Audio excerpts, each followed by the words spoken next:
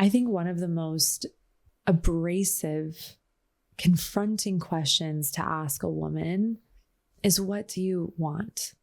Because a lot of times when we ask that question, whether it's to ourselves or to one another, we can have the resistances or the walls up around all the reasons we think why that is not possible or accessible. What do we want? And to be able to ask it, what a gift. If you are in a lifetime where you can even ask yourself that question, how can it not be like honored?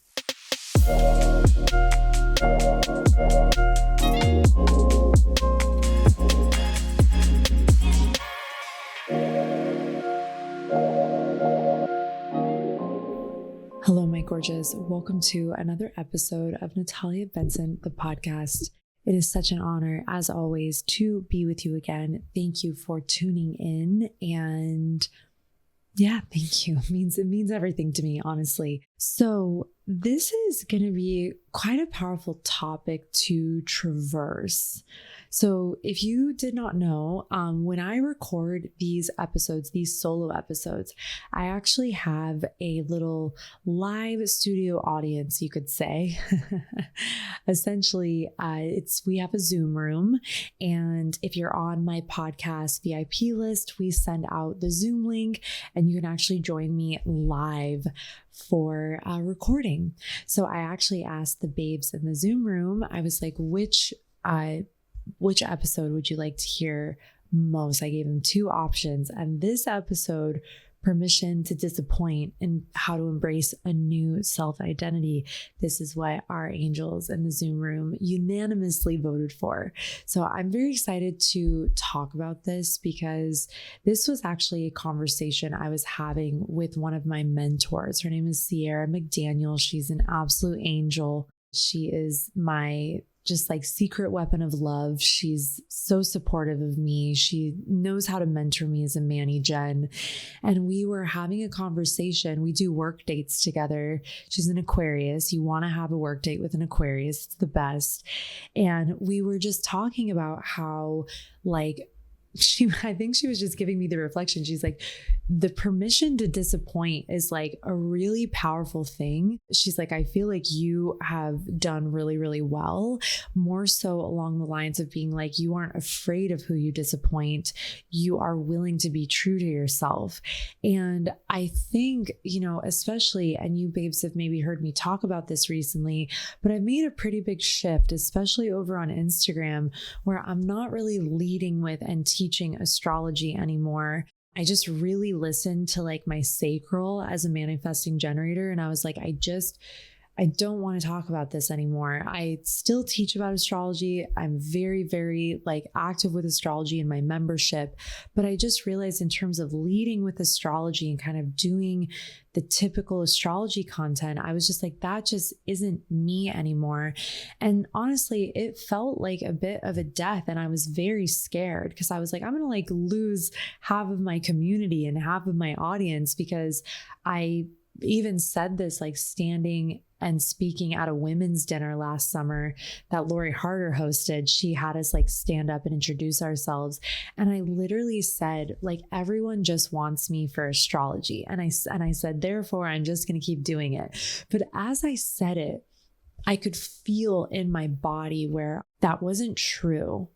Even if that is true and people do only want me for astrology, number one, that doesn't have to be true. But in addition, it does not feel like me honoring myself and honoring what it is that I feel that I'm here to do and the way that I'm here to evolve and serve through my work. And I kind of have a little cutie joke, but it's like, no one can teach you to reinvent yourself, much like an Aries, or to own yourself rather, because that's really what we are here to do. That's really what the Aries archetype is here to do, is we are here to be in total self-ownership. And even the piece around disappointing others, if it means not disappointing the self, that's very Aries. Something also to explore, this has been a conversation I've been having a lot lately, is the Aries Libra axis. So Aries rules the self, Aries rules the ego, and Libra rules like self and other. And Aries knows self just based on self, whereas the Libran archetype knows self based on reflection of other. And where the Aries archetype can become more healthy is in honoring the self while also honoring other. And where the Aries archetype can become more healthy is also knowing how to honor the other. And where the Libran archetype can become more healthy is knowing and understanding how to honor like the self. Because the reason I want to bring this forward in the reinvention piece, one of the lower aspects of like Libran energy is people pleasing. Like I have a South Node in Libra. I'm unbelievably familiar with this. And anyone in that nodal group knows this really well. Aries North Node, Libra South Node.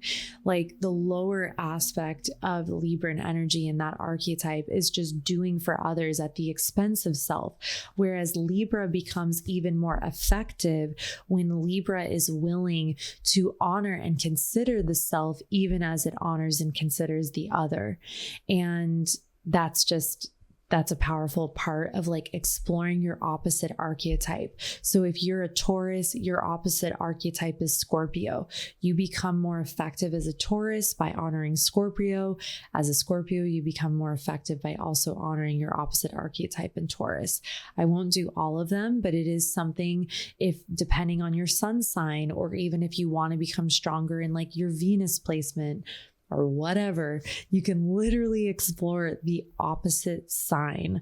It's very fascinating, and not a lot of like, I wouldn't really say that that's like necessarily like mainstream astrology jargon, but if you get into it esoterically, it's so freaking fascinating. And I feel that like one of the axes that describes this best is like the Pisces Virgo axes. And I was talking to one of my best friends about this. She is a Pisces.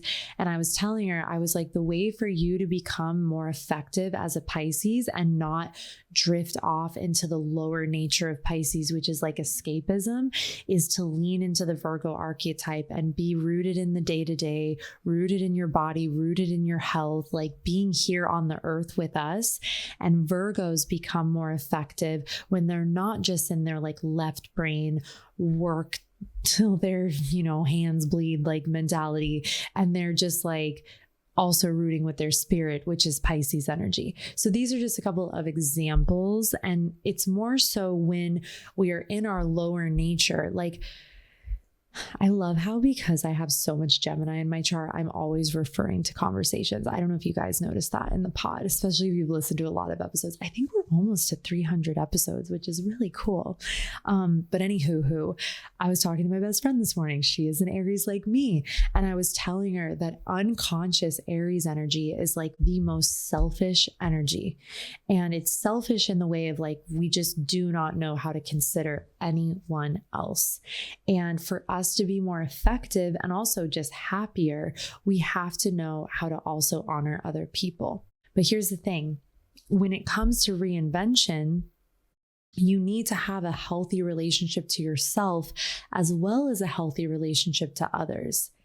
Meaning you are not waiting and begging for their permission or their approval for you to do what feels true and authentic to you, to your heart, and to your spirit. And so Aries, in our healthiest expression, we can support you in the magic and the power of self-ownership and owning what you want and owning who you are when we are in healthy, right relation with ourselves and with others. Because if we are in people pleasing, or we are in like, even when we're in the energy of like, well, I don't care what anyone thinks, F what people think, which is also like, I'd say a wounded place to come from. I always like laugh at myself when I'm talking to myself about something and I'll be like, well, I don't care about that. And I'll be like, well, actually you do care a lot. Just being in like really rigorous honesty with myself. I'm like, actually you do care about that a lot. Let's explore why you care, or why caring at the expense of what it is that you feel is like, why is that on the table right now? What are you afraid of? Or what feels like it could be threatened if you're not if you do care or you don't care. Like, let's explore and get honest about where and how you actually feel about something. And so I think that when it comes to the permission to disappoint, women, something that I would say with myself is like, I feel like I've lived so much of my life, and my mom and I have talked about this a lot. My mom, when she was younger, she also got bullied by boys. And I love, like, I'm making a lot of astrology references with this episode, so this is great. But here's what I'll say. Like, I have Chiron 10 degree conjunct my Mars, and actually in the 5th house, which is like self-expression. And the more I've gotten to know that placement over my life, when I was younger, I got bullied by boys. I heard something that said that we inherit our mother's nervous system. And our nervous system is like our version of reality. Like, so based on the health and wellness of your nervous system, that's your experience of reality. It's literally based in the nervous system. It's how consciousness runs down the vagal nerve and the pathways of the nervous system. So if you have an inherited nervous system from your mother, and there's something that she has not cleared in the maternal line, then it will be your role and responsibility to clear that thing. Because what I think is interesting is that my mom also was bullied by boys. And same kind of thing happened with her that happened with me. And it was interesting. She's like, gosh, I wish I would have just told those boys to, like, gosh, she has an Aries moon. And I was like, yeah, me too. I just didn't even think that that was an option, because the expectations of how I was to behave did not align with me, like, mouthing back. And again, this doesn't mean that this is true for all, but for me, that was how it felt. It's like, well, if you like retaliate or you stand for yourself, like, it just didn't even feel, there was no conversation, because for me, it didn't even feel like it was an option. But I think, and again, I want to hear from you angels about this. I'd love to hear. I want to hear how this lands, but I really feel like there are very deep societal expectations on how women are meant to behave and what we are meant to do. And being in audaciousness and being in really deep and total self-ownership is something that a lot of people have problems with. And it does not matter your gender. I'm not going to say this is like a man versus woman thing. It is not.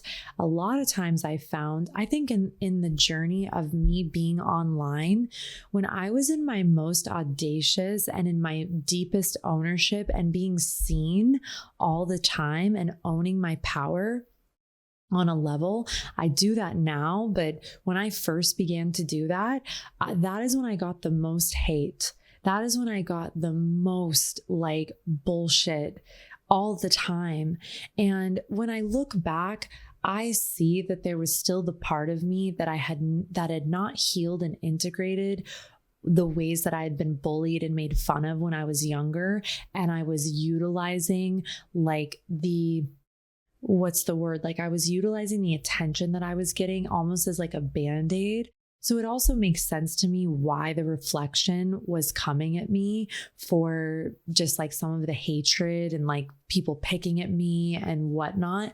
I would say this was extremely, extremely strong, most specifically in 2021 for me. So that's about 4 years ago now. And initially for a couple of years, it made me want to hide. I had to do and go into even deeper work, really deep nervous system work, EMDR most specifically, to heal the stuff from when I was young. And then also to heal some of the pain of just feeling like, there are people who do not accept me. There are people who do not like me. There are people who have really strong opinions that I'm like not their cup of tea. And that's painful because it touched on that core wound, which I think a lot of women have, which is like, if I am not accepted, then I'm nothing. Like if I'm not loved and liked and perfect, then there's no place for me. And I think that what I also find beautiful is my integration is that I feel like there's a way for me to own who I am from a healed place versus owning who I am from a defiant place. Whereas earlier in my work, maybe even like 2019, 2020 into 2021, I think there was a lot of that where I was owning it from a defiant place and from an unintegrated place. So I also can see why I was getting the reflection that I was getting.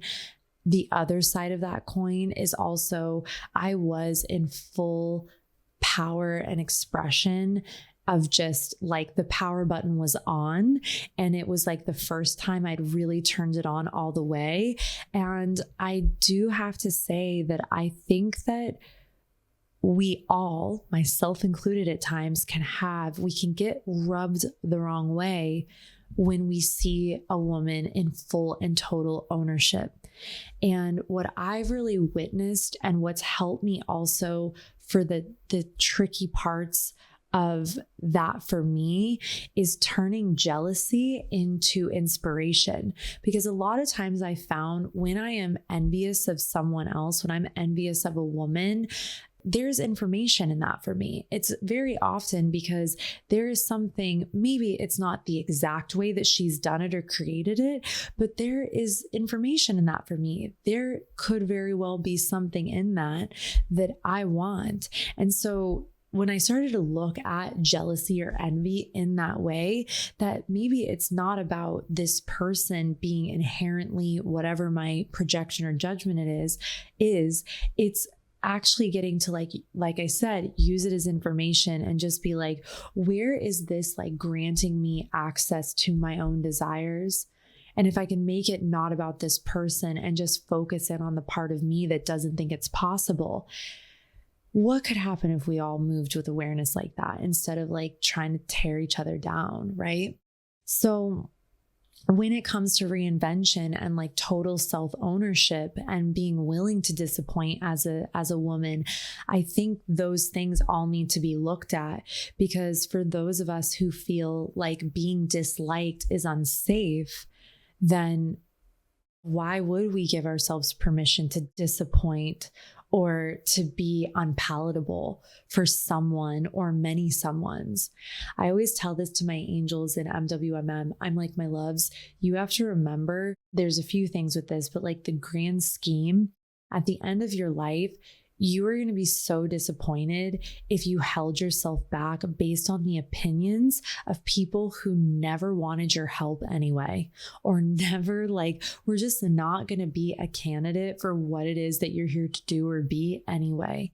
And yet I have found in my work and my career on lots of different spaces and places over the years where I'll be playing to like that 0.05% instead of honoring like the 99.95%, if that is the correct percentage.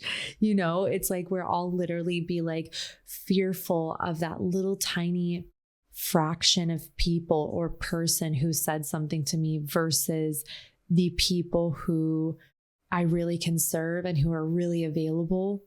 Like that's always something to consider, because a lot of times what happens is like we're so playing for that one person or that one person from our past that told us we couldn't do it or told us we were inadequate, or even just the imaginary critics in our head. I think it's more that than anything. So my invitation is like, and I hope that this is helpful, but it's like to look at that and just be like, okay, if I am not willing to pivot, or I'm afraid to be seen at a bigger level, or I'm afraid to move forward with something that I know like deep in my soul I really want, then what specifically can I pinpoint and what can I access around like my fear around not being loved, not being liked, not being accepted? So I think when it comes to reinvention, we need to be healthy in our nervous system. To allow yourself to change is a big act of courage.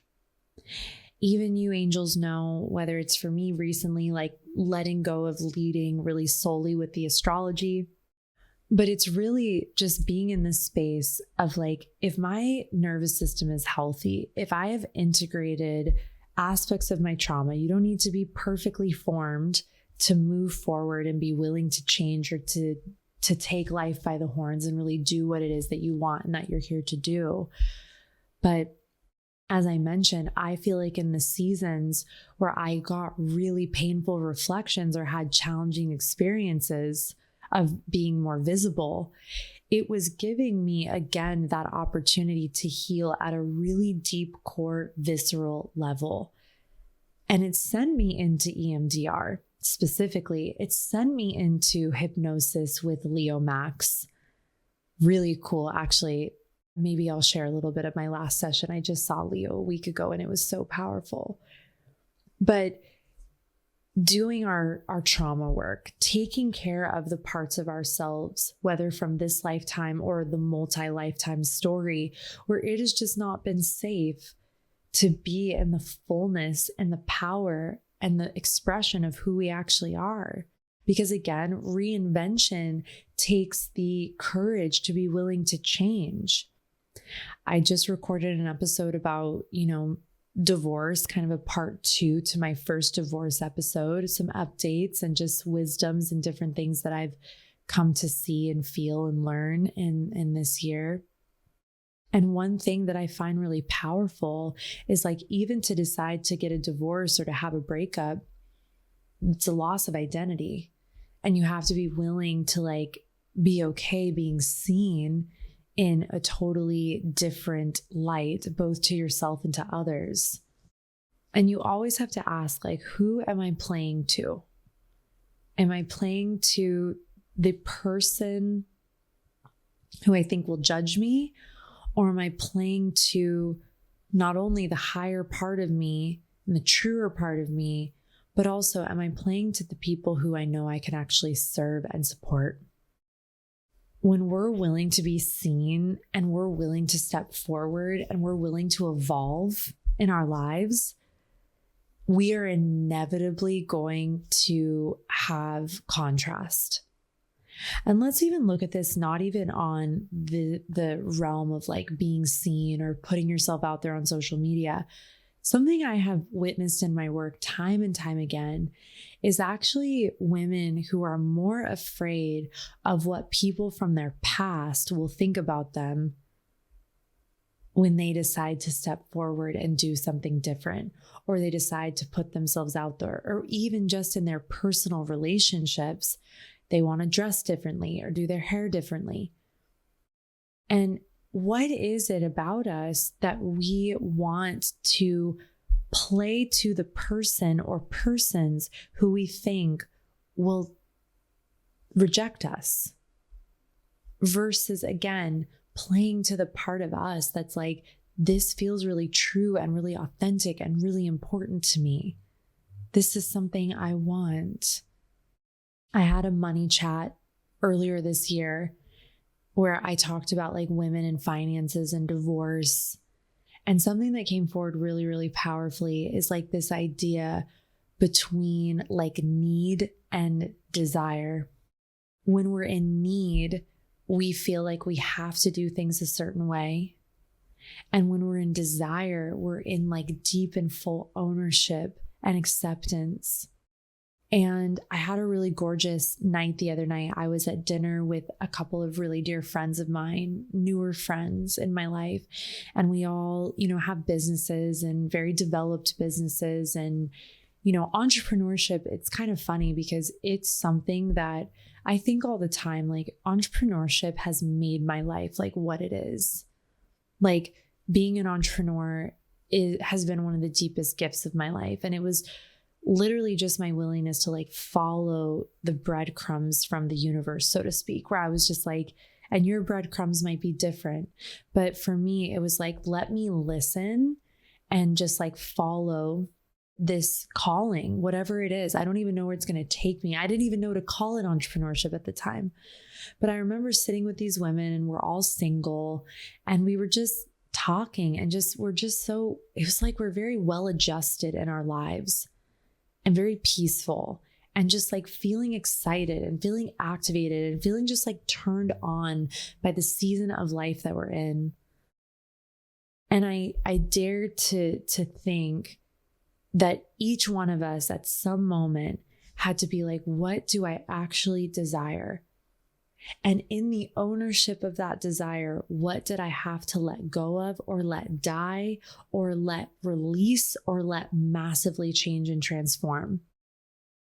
Even when I was like on my flight to Paris and I'm in my business class seat and I'm sitting there with my blankie and I'm about to recline and go to sleep and get ready for this, journey across the Atlantic, I was just thinking, wow, I've had to lose a lot of things for this moment to be possible.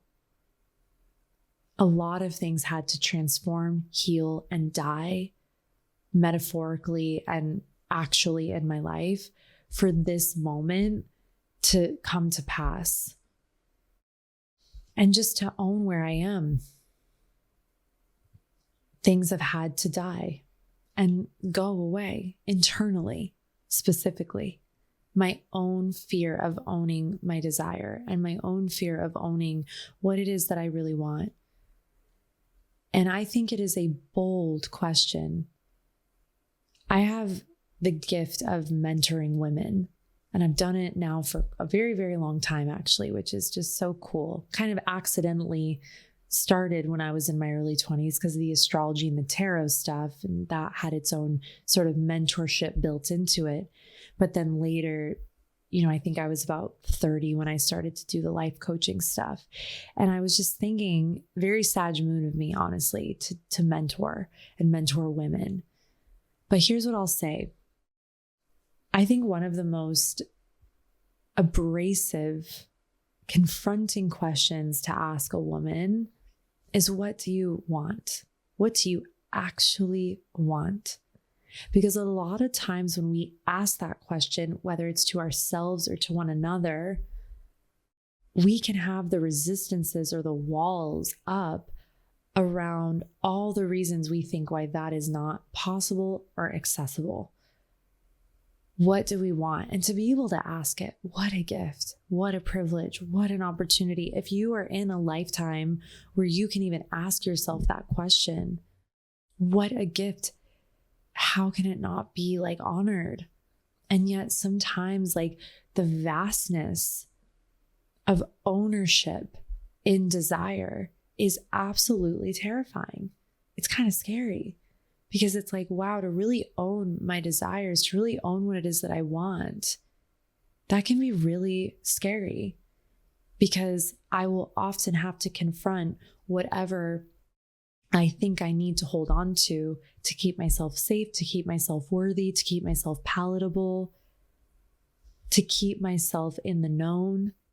And so to me, all of this really speaks to the permission to disappoint, because you will have to own your desires. You'll have to own what it is that you truly want. Like even for me, I again, talking to my best friend this morning, I was like, Paigey, like I authentically want like healthy partnership and I want a family, but I also have to surrender to the path before me. I don't know how God universe wants to use me in this life. I don't have access to that. I know my desires. I know what I want, but I also have the part of me that wants to surrender into the full vision of what my creator has planned for my life. Because I know that plan is always better than my small-mindedness and my fear. And yet I find that as I'm healing, when I feel like I was more in my wounding, for me personally, I was more terrified to be a mom and to have kids. I did a really deep ayahuasca journey about that. I talk about that in my episode with Tiffany Hurd. So if you haven't got to hear that one, it's so beautiful. And I feel like in that, the fullness of that journey, I sat alone. That was really where I recognized, wow, I do want this, and I'm equipped and I'm able, and like my feminine energy is healthy enough to do something like this. This is what I want. This is what I want. I want to switch gears a little bit and land this episode. But one of the most powerful ways to own who you are here to be is your midheaven. Your midheaven in your chart is your most public point. It's the bridge between your 9th house of your belief systems, your spirituality, your sense of like bigger self, and your 10th house, which is your public point, your career, what you're here to do and give and be in the world.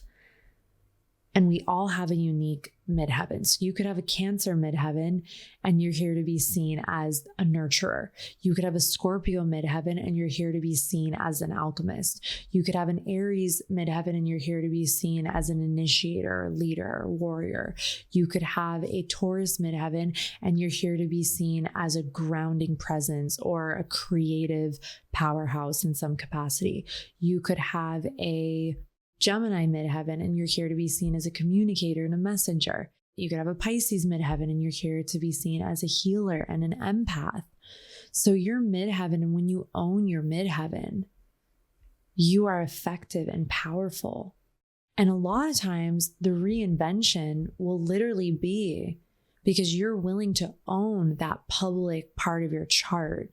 You're willing to be in like full ownership of that power expression, because your midheaven is very powerful. It's a powerful angle in the chart. Get to know it. Mine's in Scorpio. If you have planets around it, that's also very fascinating to understand, because when you are willing to own that part of you, and you hear, like I gave you a lot of different archetypes, the empath, the healer, the alchemist, the messenger. Like when you're willing to be in the ownership of how you're here to present and be seen, this will give you an autonomy to reinvent, to disappoint if you need to, because you're owning who you are in the world. So I think that this is a practice. I think this is an unfolding aspect of our journeys as women, to be willing to disappoint others if it means honoring ourselves. And I think that a lot of stories and archetypes and people, regardless of gender, let's say like women, non-binary, when we're owning and witnessing these people who are willing to do and own who they are, regardless of what society thinks, or maybe they had to do it at the expense of their identity in some capacity.